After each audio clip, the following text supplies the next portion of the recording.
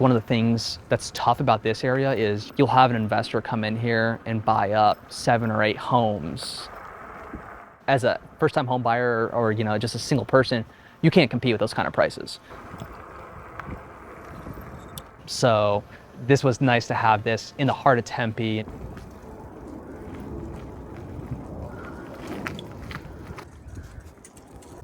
This is like some sort of little oasis at the end of the street. It is, yeah.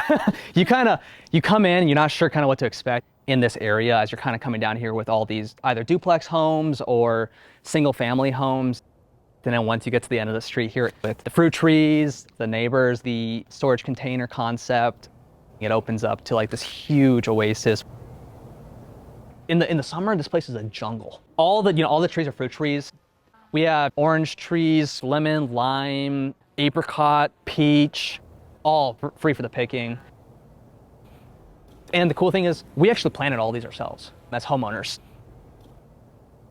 It's interesting. They're definitely not traditional houses. No, they're not. They're micro. They're kind of micro homes. They're tiny homes.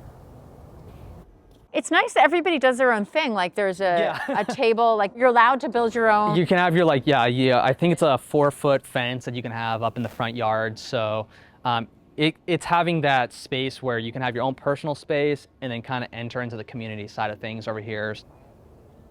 I was kind of looking for a house.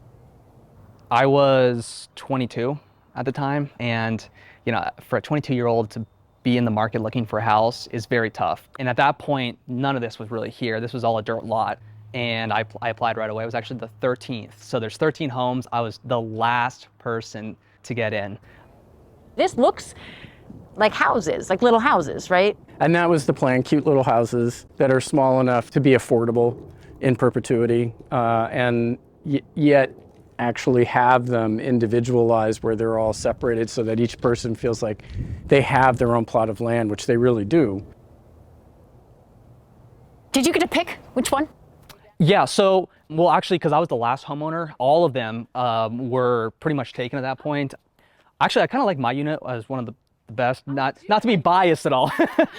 Each home has its like a little side yard, so the front yard and the courtyard areas are all HOA managed, but the side yard is kind of our own personal taste.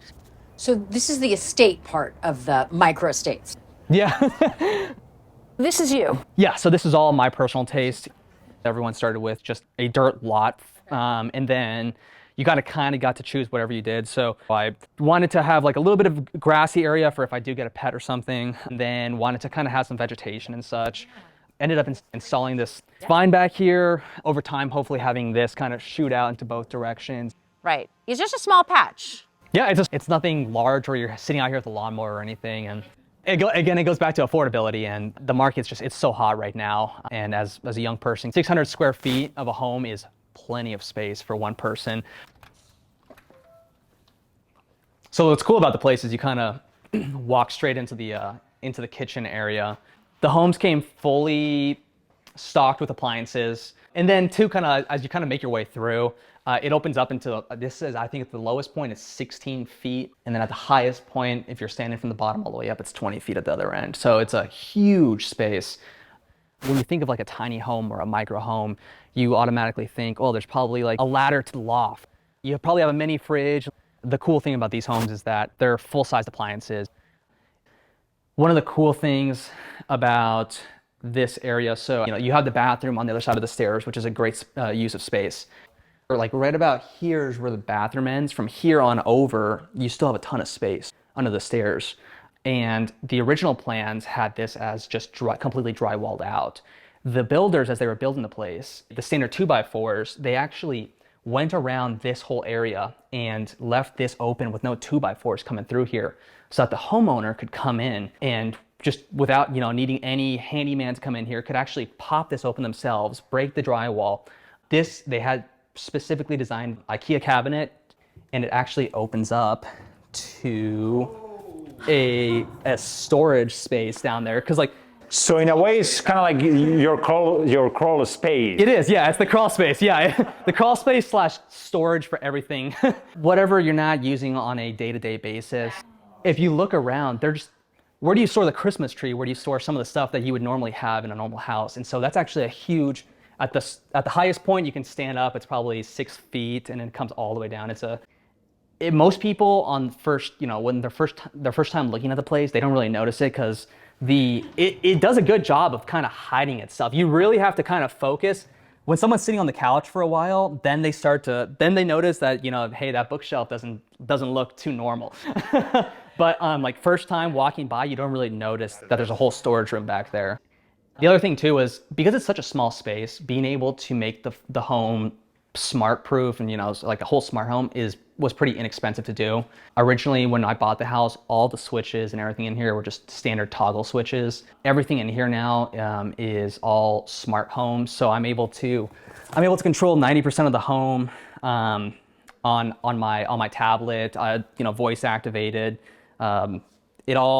Everything here is kind of activated in one way. The blinds also are all smart home activated. And that's the cool thing with the smart blinds too, is in the morning as I wake up, I had them programmed to, come up right before my alarm clock comes off to start to let some natural light in. And in the evening, at night as I'm driving in, the lights are already on, the shades are already down, and it's just a smooth transition into the house.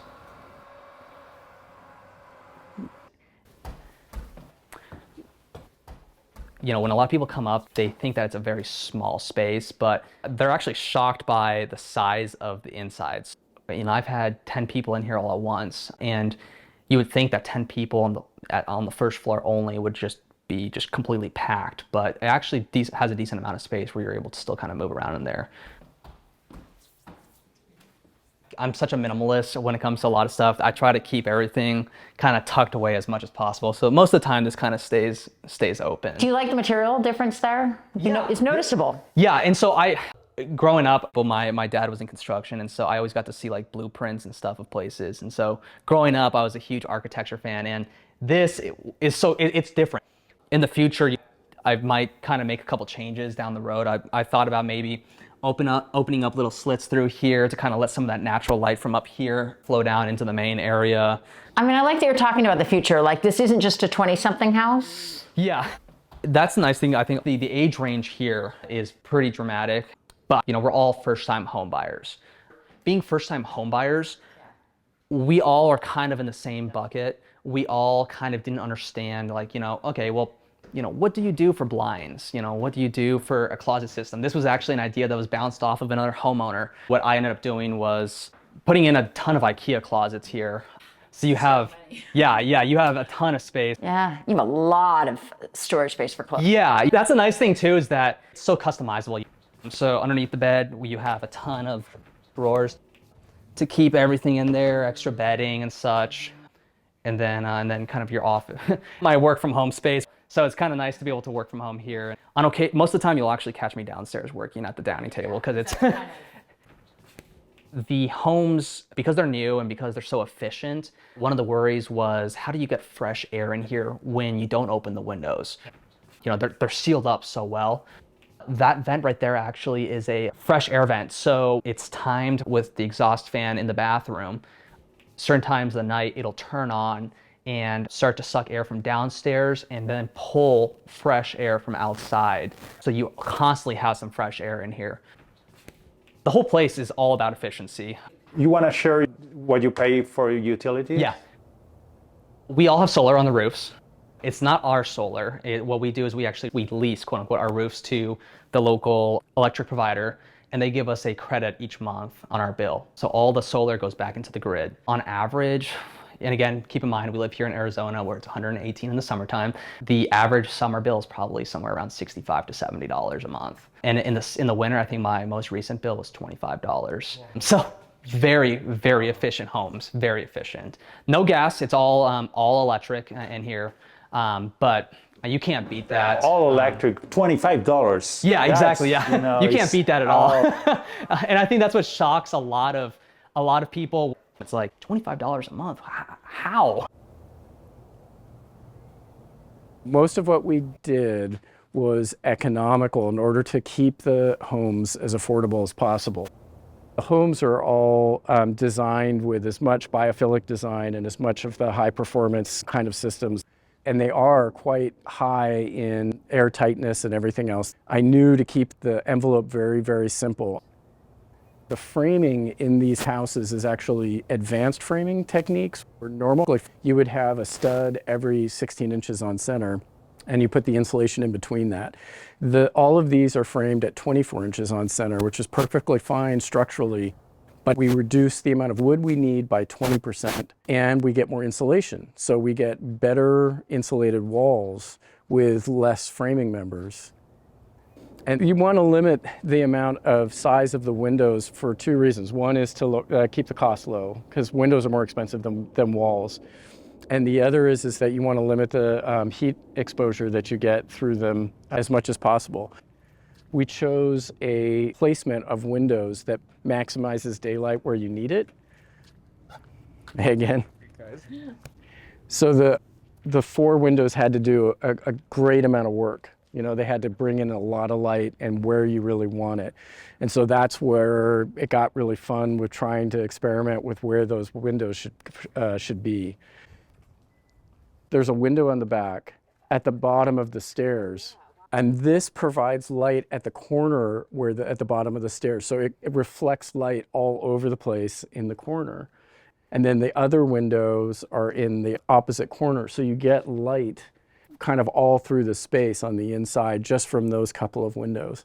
There's no window on this side, which is This is west. west side. Okay. But this is right against the property lot line. And so you can't, it needs to be 1 hour rated. So you don't want to put a window in it because then it gets really expensive. You know, economically, we really chose carefully where to put the windows and where not. And west, you definitely don't want a window in Arizona. Because you're working with climate, which is like what somebody was saying, 117 degrees sometimes in heat waves in the summer. Oh, it gets up to 122. But this last summer it was over 110 for 31 days straight. We're not totally unused to that, but not for 31 days. It was a lot.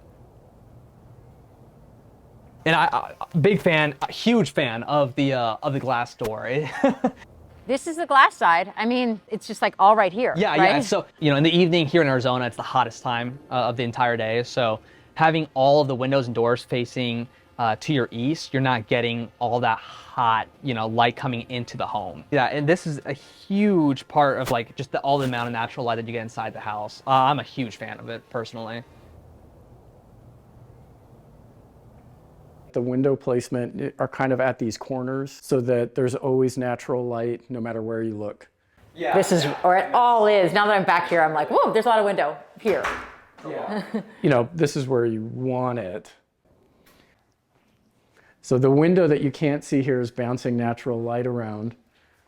And then when you're looking this way, when you come down the stairs, you have light there, and then you turn around and you've got lots of daylight there.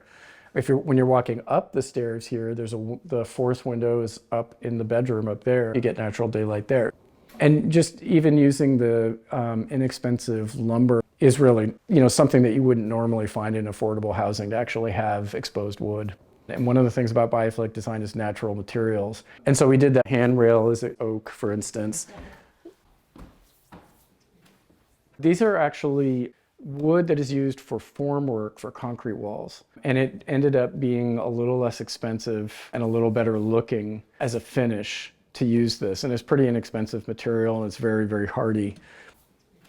And the other thing with the windows too, I mean, he's got this open right now. So again, you can release heat at night. And when you look around, like, you can really tell there's plenty of daylight, right? The lights are not on. Which is odd because there's so few windows and they're small. But it's a small house. How big is this? Each house is 600 square feet. That includes the mezzanine. Okay, so down here is what? I think about roughly 450 and 150. Okay. It is small, but like Christian lives here alone still, yeah. Right? But Danielle, who lives a couple doors down, it's her and her husband. So they share it, and they say it's plenty for them too, so. And then of course we wanted to have some connection between the main window, which is at the kitchen, so that there's some sense of being able to keep eyes on the neighborhood and being able to say hi to each other. The Land ultimately belongs to the land trust. Everybody that buys one of the homes has a 99-year lease, which they can renew if they want.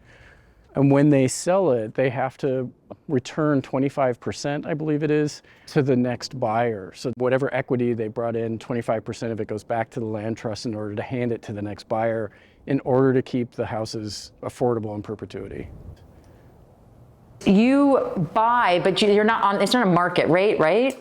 Correct. So the homes, they were, between 175 and 210. They appraised obviously a lot higher than that. The whole idea is, again, affordability. So at the end of the day, when you do want to go sell, Newtown, which is the owners of the land lease, will be the people to likely repurchase your home right away. It's kind of giving back to the community in terms of, again, letting another first-time home buyer come in here. So I'd say like 80% of the homeowners do our laundry in the community center. Yeah, there's, I think, 1 or 2 homeowners that actually have their own laundry. Aside from that, 80% of us all kind of do it in there.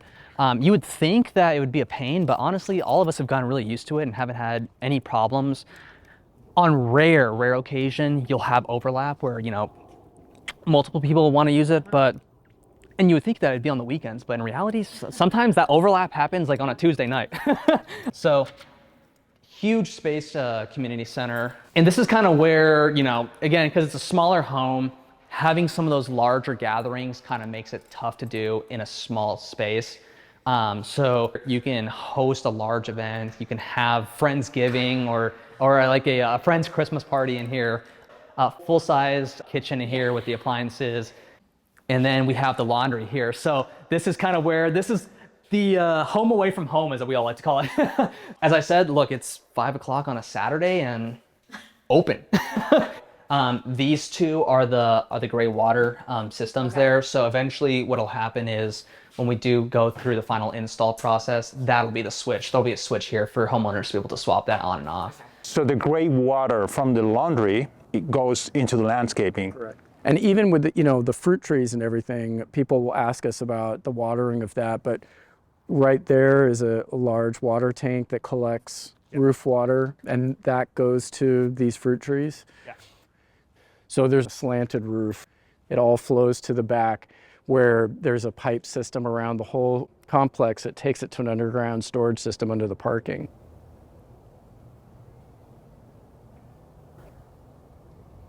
How long do you think you would stay here? I definitely see myself staying here for at least another 5 years. It's a space that I'm still kind of growing in.